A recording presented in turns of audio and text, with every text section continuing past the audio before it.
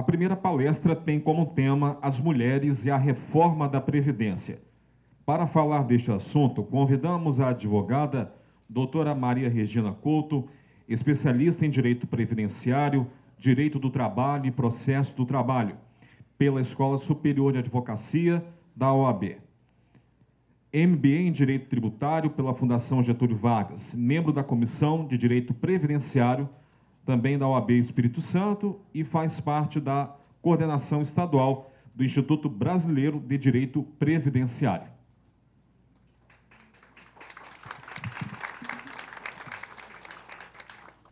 Boa tarde a todos. É uma grande honra estar aqui presente hoje. Eu queria agradecer muito o convite, cumprimentar a todos vocês na pessoa da Ada e do Jonas, cumprimentar os meus colegas palestrantes, a doutora Mônica e o doutor Carlos Eduardo Gabas, e cumprimentar a todos vocês.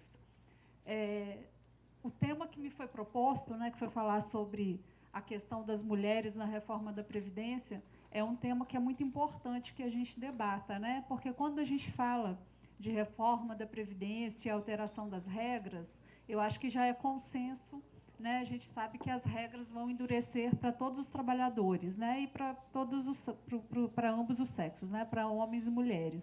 Mas o impacto do endurecimento dessas regras para as mulheres, ela vai ser mais forte, muito embora algumas pessoas ainda não vejam essa situação. Eu estou sendo o passador do slide aqui.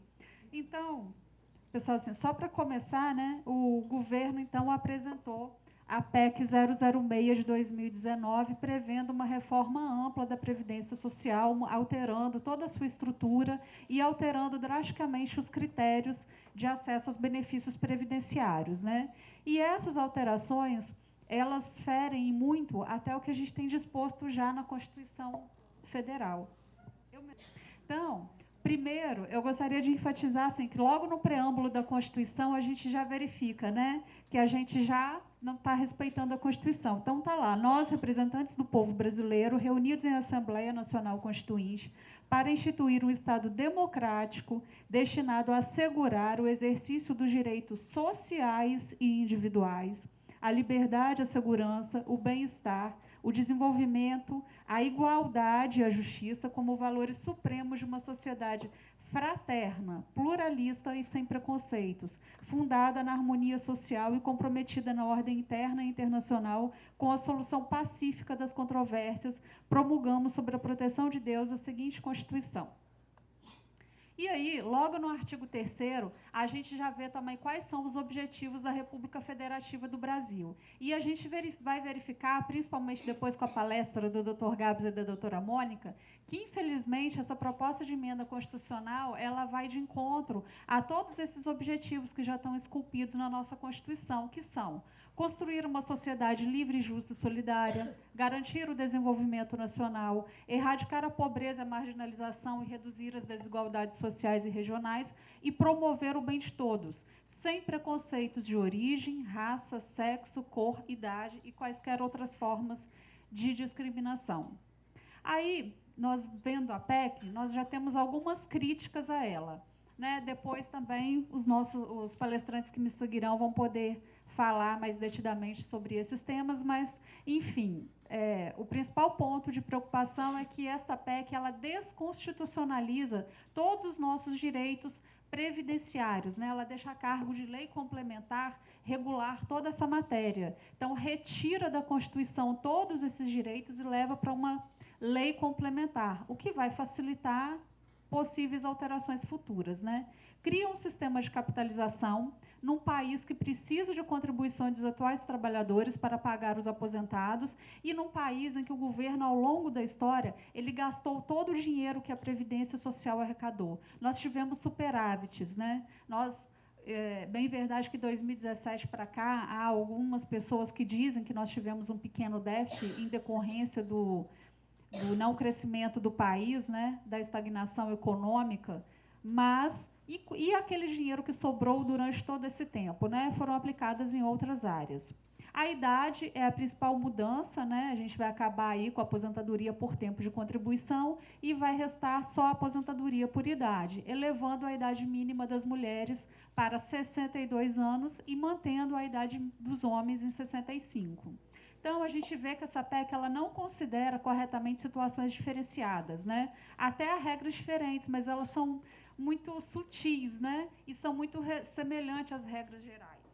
E elas não verificam as necessidades específicas. O valor do benefício, ele só chegará a 100% quando o segurado completar 40 anos, não atinge os militares, as regras de transição também são muito curtas, então para todos nós, né, que já estamos aí, que já ingressamos no regime de previdência, nós estaremos fadados a ser abrangidos por essa PEC, muda regras importantes na aposentadoria que são quase inatingíveis. E a fórmula de cálculo, e aí a gente vê já uma grande preocupação em relação às mulheres. A forma de cálculo das aposentadorias, ela reduz drasticamente a renda dos benefícios, principalmente da mulher em relação ao homem. Quando ela acrescenta aquele 2% ao ano por cada ano de contribuição, né, ao completar o tempo mínimo, que são 35 anos, o homem ele já tem direito a 90% da renda. A mulher, ao completar o seu tempo mínimo de 30 anos, ela já tem uma renda reduzida em comparação ao homem, já cai só para 80% da renda. Né? A outra questão, já falei para vocês, as mulheres terão que trabalhar 2 anos a mais, né, porque a idade mínima vai passar de 60 para 62, se forem do setor urbano. Na proposta original, que foi enviada pelo Poder Executivo ao Congresso, elevaria também a idade mínima para as trabalhadoras rurais, que hoje é de 55 anos, então elevaria para 60.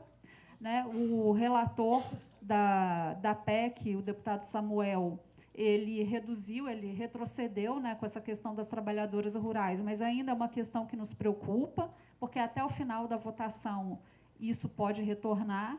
E os homens, ao contrário, eles continuarão com as mesmas referências etárias, né? Outra questão também que nós vamos ver ao longo aqui da nossa explanação, o tempo mínimo de contribuição passará de 180 meses para 240, para ambos os sexos, no campo ou na cidade. E isso também prejudica as mulheres. Então, as mulheres serão mais afetadas pela elevação da idade mínima e as regras de transição também não são favoráveis a nós mulheres. E por isso nós consideramos que essa PEC é uma ameaça à luta das mulheres brasileiras por equidade de gênero e em face das experiências internacionais, porque ela amplia as diferenças que já existem. Ela imporá um grande retrocesso à proteção social e ao bem-estar das trabalhadoras, e ela não verifica que as mulheres continuam trabalhando em condições que ainda são mais desfavoráveis que as condições que os homens trabalham. Aqui, eu acho que não vai dar para vocês lerem, mas foi uma manifestação, até para mim aqui está difícil, da diretora da SUSEP, o nome dela é Solange Paiva Vieira, que ela disse o seguinte, eu vou ler para vocês. Ela não vê necessidade de que a mulher se aposente mais cedo. Ela considera essa possibilidade, aspas, privilégio, entre outros motivos, porque mulheres vivem mais do que os homens. Considera que a inegável discriminação das mulheres no mercado de trabalho, mas que essas desigualdades, como, por exemplo, terem salários mais baixos, não devem ser compensadas por regras mais brandas de aposentadoria, e sim com condições de trabalho equivalentes. Então, ela acha que reforma da Previdência não tem nada a ver com a desigualdade das mulheres no mercado de trabalho, né?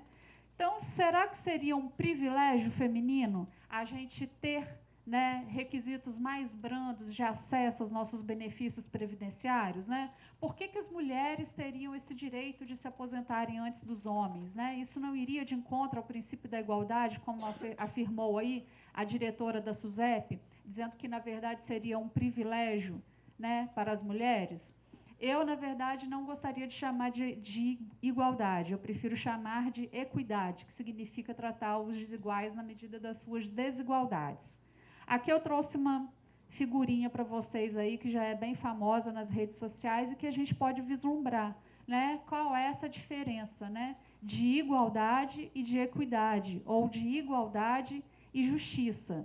Então, será que essas regras mais favoráveis e mais brandas para as mulheres realmente não corrigiriam algumas distorções? Né? É claro que nós queremos chegar a um dia, né, a ter os mesmos direitos que os homens, a ter o mesmo mercado de trabalho, mas esse dia ainda não chegou. Então, realmente, nós ainda precisamos de políticas públicas que implementem isso. E aí eu trouxe uma outra figura que, para mim, mulher, foi emblemática, que é do nosso presidente entregando a proposta de emenda constitucional à PEC 06 no Congresso. E eu só vi homens. Né? Eu não vi a representatividade de nenhuma mulher, eu não vi... Tem uma aí? Lá no cantinho, né? Tá acharam? Tá difícil achar, olha.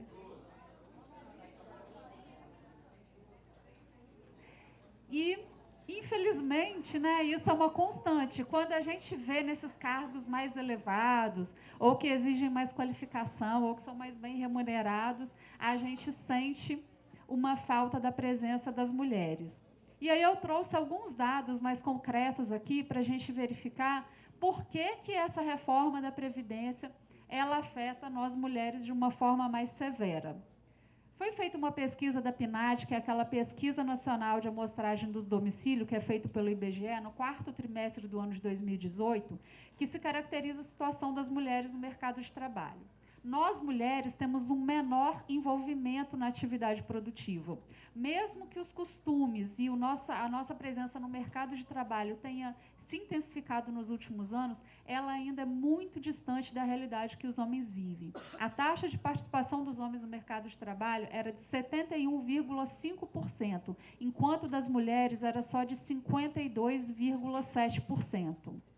Então, pessoal, todos esses dados aqui, claro que vão influenciar na hora das mulheres terem acesso aos seus benefícios previdenciários, né? Se as mulheres não têm envolvimento na atividade produtiva, elas dificilmente vão ter acesso à previdência social. Um outro dado também que foi verificado é que as mulheres estão em ocupações menos valorizadas socialmente que os homens, concentrando-se nas áreas de educação, saúde e serviços sociais em 21%, comércio e reparação 19%, serviços domésticos 14% e atividades que se caracterizam como extensão do trabalho doméstico não remunerado, que são limpeza, educação e cuidados. Com relação aos rendimentos oriundos de trabalhos formais ou informais, a remuneração média dos homens era de 28,8% superior à renda das mulheres.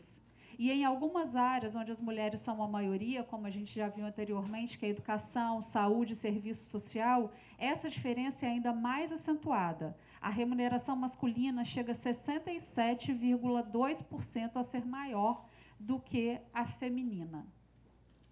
Mesmo entre as mulheres, a gente ainda verifica grandes desigualdades, né, em razão da dupla discriminação no mercado de trabalho das mulheres negras, né?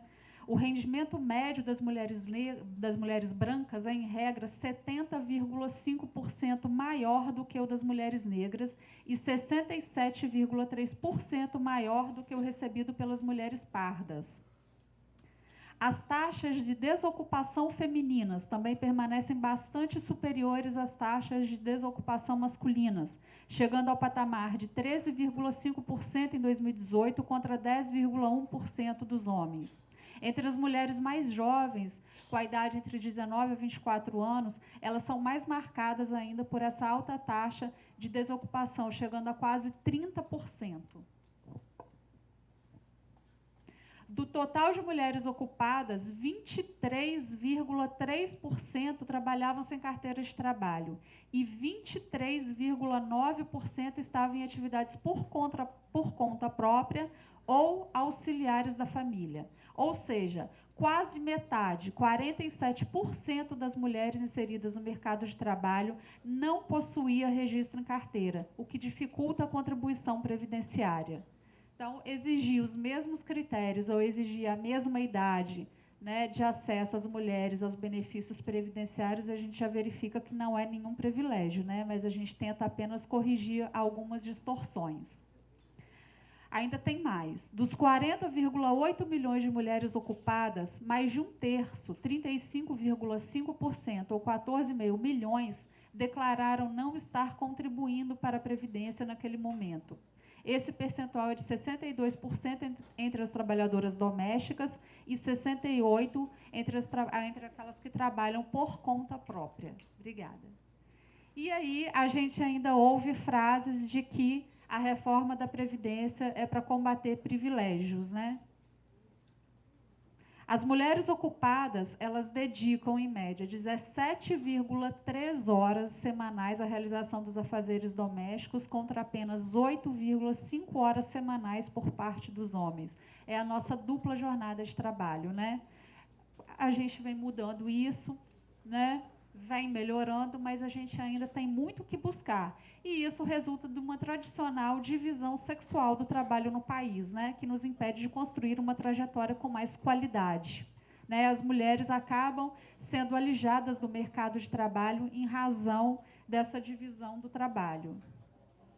Então, pessoal, como a Previdência ela é o reflexo da vida economicamente ativa do indivíduo, o fato das mulheres terem menor participação, terem menor envolvimento com a atividade econômica, trabalharem durante menos tempo, em condições piores, né, com salários mais baixos, faz com que a sua contribuição para a Previdência não exista, ou quando exista, ela seja, né, em valores muito inferiores, em patamares muito inferiores àqueles dos homens, e também, a longo prazo, resulta em maiores dificuldades para o cumprimento dos pré-requisitos necessários à obtenção de uma proteção adequada ao final da vida laboral. Dados do Anuário Estatístico da Previdência de 2017 mostraram esse reflexo, né, dessa realidade da mulher no mercado de trabalho na Previdência Social. A modalidade mais comum de aposentadoria para as mulheres é a aposentadoria por idade, 62,8% contra 37% dos homens. Os homens se aposentam mais por tempo de contribuição, 68,1%, e as mulheres somente 31,9%. Porque os homens conseguem ficar inseridos no mercado de trabalho mais tempo, eles não têm que se afastar do mercado de trabalho para cuidar de um parente, para cuidar dos filhos, para cuidar dos pais idosos, né? Quando vem a maternidade, a paternidade, geralmente quem se afasta do mercado de trabalho somos nós, mulheres, né? A gente tem essas interrupções na nossa trajetória, durante a nossa vida laborativa. Então, isso tudo reflete nos nossos benefícios previdenciários. Tem uma mudança muito importante na proposta de emenda constitucional que se refere às pensões por morte e aos benefícios de prestação continuada. A pensão por morte, ela vem sendo reduzida drasticamente. Pela proposta, ela passa para 50% do valor do benefício, mais 10% por cada dependente. Então, uma mulher viúva aí que não tivesse outros filhos menores de 21 anos, ela receberia 60% da média do marido. Tá, mas por que a pensão por morte tem a ver com essa diferença do tratamento das mulheres no mercado de trabalho e em relação aos benefícios previdenciários? A pensão por morte, ela é paga a 83,7% das pessoas que recebem o benefício de pensão por morte são mulheres. Dos benefícios assistenciais, 59,1% também são mulheres, também a maioria. Ou seja, porque elas são alijadas do mercado de trabalho, não conseguem preencher os requisitos para a obtenção dos benefícios e precisam mais desses benefícios do que os homens. Das 40,8 milhões de mulheres que estavam em alguma ocupação em 2018, cerca de 14 milhões e meio não contribuíam para a Previdência. Esse levantamento, pessoal, significa que as mulheres representam 83,7% do total de dependentes de pensão, porque elas precisam deixar o mundo do trabalho formal, elas precisam se ausentar do trabalho, elas não conseguem contribuir para a Previdência durante toda a sua vida laborativa. Mesmo que elas trabalhem em situações mais precárias que as dos homens, sem conseguir contribuir para a Previdência. Quando conseguem contribuir, elas contribuem em patamares muito mais baixos. Então, muitas vezes, o único benefício previdenciário que algumas mulheres vão ter acesso é o benefício da pensão por morte. Então, a redução desse benefício vai afetar drasticamente muito mais as mulheres do que os homens. Em muitas situações, quando o homem falece, o único benefício que existe, a única fonte de renda que existe para sustento da casa é a pensão por morte. Em relação ao BPC, né, que são aquele benefício de prestação continuada previsto na Lei Orgânica da Assistência Social, que é para as pessoas idosas de baixa renda ou os deficientes, também vai afetar mais as mulheres, como a gente viu. Mais de 50% desses benefícios são pagos a mulheres. E são pagos às mulheres por quê? Elas não conseguem preencher os requisitos de acesso aos benefícios previdenciários, então só resta a elas a assistência social. O regime de capitalização. O que o regime de capitalização vai influenciar nas mulheres em relação à reforma da Previdência? O regime de capitalização ele está sendo proposto por essa PEC 006 para substituir o atual regime que a gente tem hoje, que é o regime de capitalização, onde todos contribuem, né, para uma única conta e quando a gente vai se aposentar, vai receber daquela única conta. O regime de capitalização que está sendo proposto, ele prevê que nós tenhamos contas individuais, onde cada um vai ter a sua aplicação, né, vai ser a sua poupança individualizada, e nós vamos receber esses valores, nós vamos retirar esse benefício dessa conta, dessa poupança individualizada. Só que as mulheres, elas conseguem contribuir por muito menos tempo que os homens. Os valores que elas contribuem são muito mais baixos que os valores dos homens. Então, consequentemente, os benefícios previdenciários que elas vão conseguir receber vão ser muito mais baixos do que o dos homens. Uma situação emblemática que nós temos dessa questão do regime de capitalização, né, que é o mais próximo de nós, que foi implantado no Chile. Lá, eu trouxe aqui, os homens estavam recebendo em 2018 uma média de $130, enquanto as mulheres estavam conseguindo receber em média $70, inferiores ao salário mínimo do período, que no Chile era em média de $350. Ou seja, as mulheres estavam recebendo, por conta desse regime de capitalização, 1/4 do salário mínimo, né? Então, essas contas individuais desse sistema dependerão da capacidade contributiva do segurado, né? E as mulheres, em decorrência dessa diferenciação que nós temos, dessa grande discriminação que nós temos ainda no mercado de trabalho, nós não temos ainda a mesma capacidade contributiva dos homens, né? Ainda há muito o que percorrer.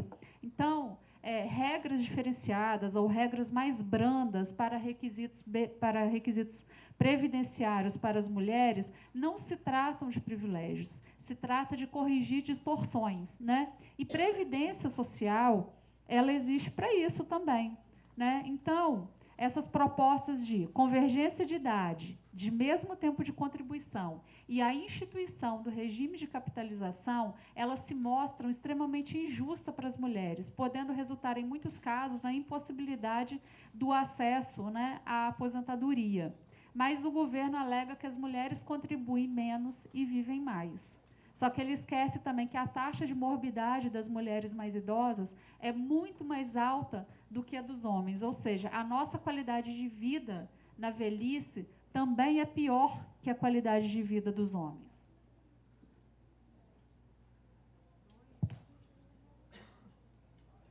Em países desenvolvidos, né, antes de implementarem essas regras, né, que tentam igualar aquilo que é desigual, os países eles tentam primeiro implementar políticas públicas voltadas para as famílias, né, principalmente para o cuidado dos idosos, que geralmente sobrecarregam as mulheres, ampliam essa rede pública e a equalização dos critérios de aposentadoria entre os sexos, sem a prévia contrapartida de políticas públicas desse tipo, implica o aumento da pobreza feminina na velhice e a maior dependência do benefício de caráter assistencial para as mulheres.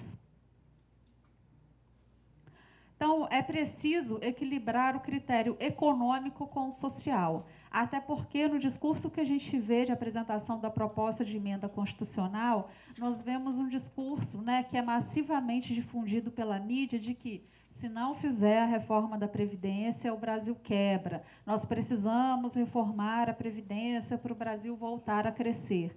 Né? Reforma da Previdência, pessoal, não é ajuste fiscal. Previdência é previdência social. Ajuste fiscal, reforma para reorganizar as contas do governo, ela tem que ser feita, mas ela não tem que ser feita utilizando a Previdência Social.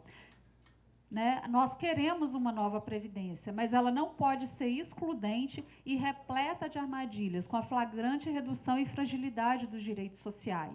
Né? A Previdência Social, pelo contrário, pelo seu caráter, ela tende de ser includente e de corrigir essas distorções, né? De tentar diminuir essas desigualdades sociais, regionais, essas desigualdades de gênero. Então, a Previdência Social é um importante instrumento para tudo isso. Né?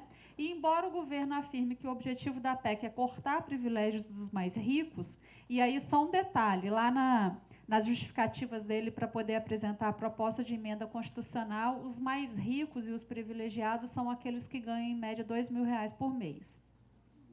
Né? A gente vê que o que ele realmente pretende é economizar aí 1 trilhão, que eles tanto falam, em cerca de 10 anos. Né? Mas nós vamos economizar esse 1 trilhão às custas de quem e como ficará o nosso país. Né? E vamos economizar esse 1 trilhão às custas de quem e para quem. Né? Para onde vai esse 1 trilhão? Né? Nós não podemos nos esquecer que a Previdência Social é um dos mais importantes instrumentos de distribuição de renda e combate às desigualdades sociais e regionais que a gente tem no nosso país. Aqui no estado do Espírito Santo, nós temos aí, dos 78 municípios, cerca de 57 municípios recebem mais de benefícios previdenciários do que do fundo de participação do município. Então, a gente vê que existe uma extrema dependência dos municípios, principalmente os municípios pequenos, dos benefícios previdenciários.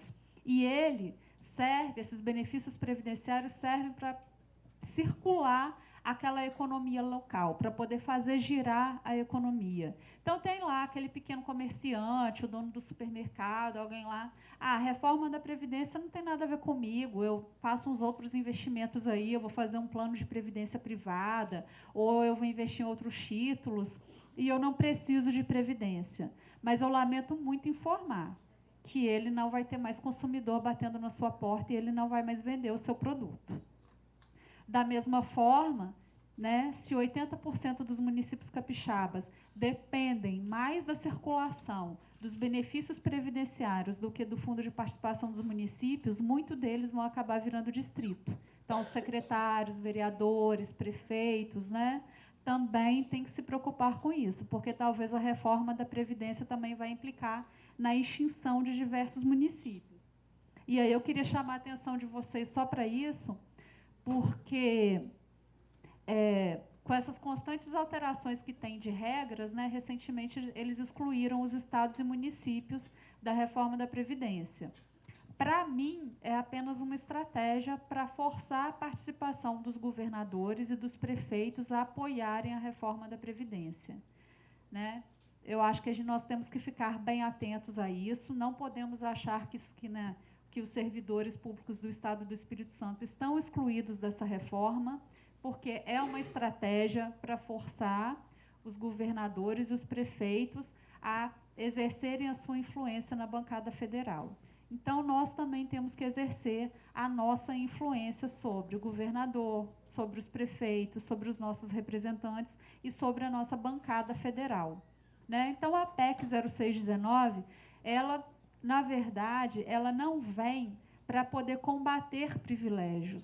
Ela, na verdade, quando a gente estuda ela mais detidamente, a gente vê que, primeiro que numa previdência que paga um teto de R$ 5.839, eu não consigo enxergar privilegiados. Né? Essas reformas que estão sendo propostas e que têm vilanizado aí o serviço público já foram feitas há bastante tempo, né?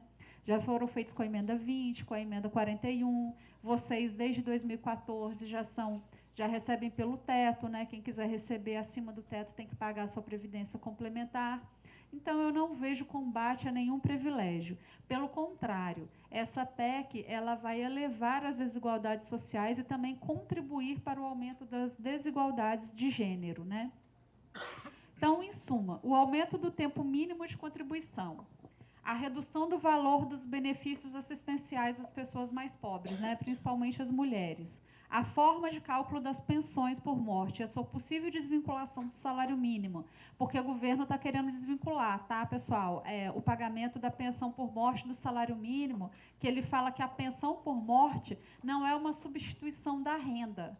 Então, estaria limitado só ao salário mínimo, estaria vinculado, melhor dizendo, só ao salário mínimo, aqueles benefícios que seriam substituição da renda.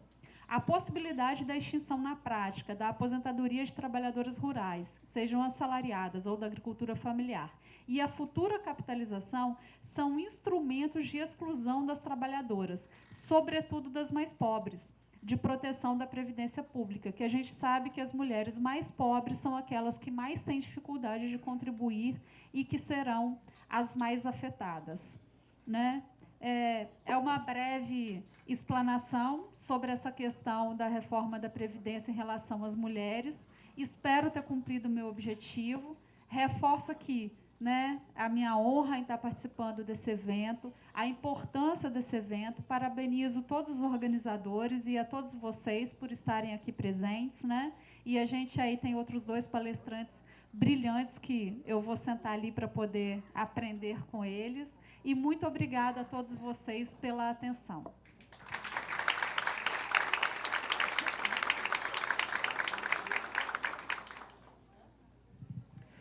Alguém já tem perguntas feitas por escrito para serem entregues à equipe de apoio?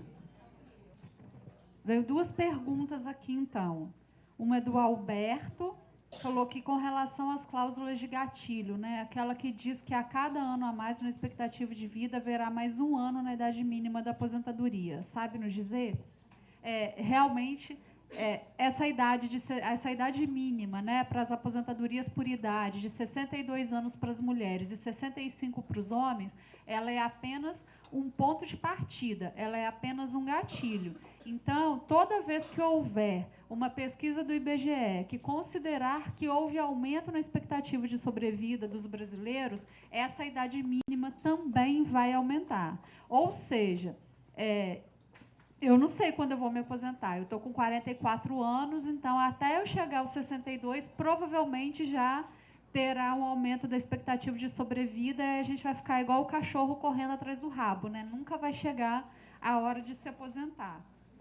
Então, é outra coisa que foi muito boa a pergunta, para a gente ficar bastante atento, né? Porque 62 e 65 anos, para algumas categorias, parecem ser idades mínimas que são mais brandas e que são plausíveis, mas a gente tem que ficar atento que é apenas um gatilho.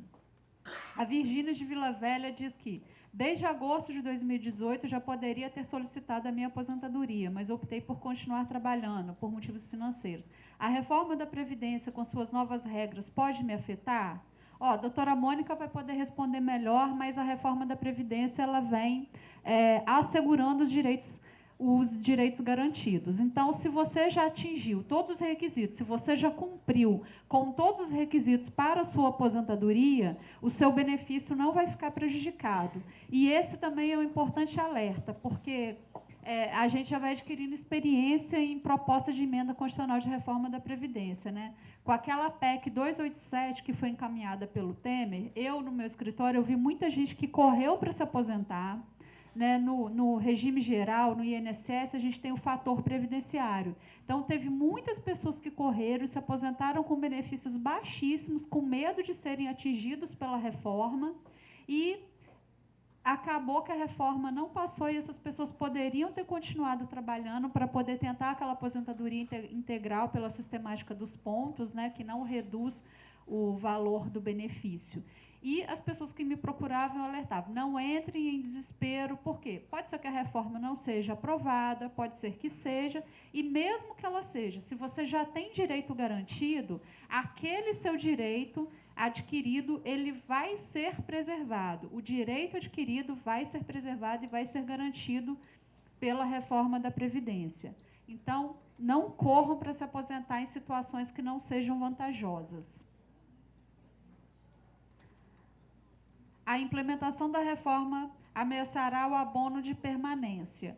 Pela proposta, né, doutora Mônica, vai acabar com o abono de permanência. Depois, com o voto do relator, ele manteve o abono de permanência no voto do relator? Acho que não, né? Eu acho que não. Agora, pela proposta original que foi enviada pelo Executivo, ela extinguiria o abono de permanência, sim.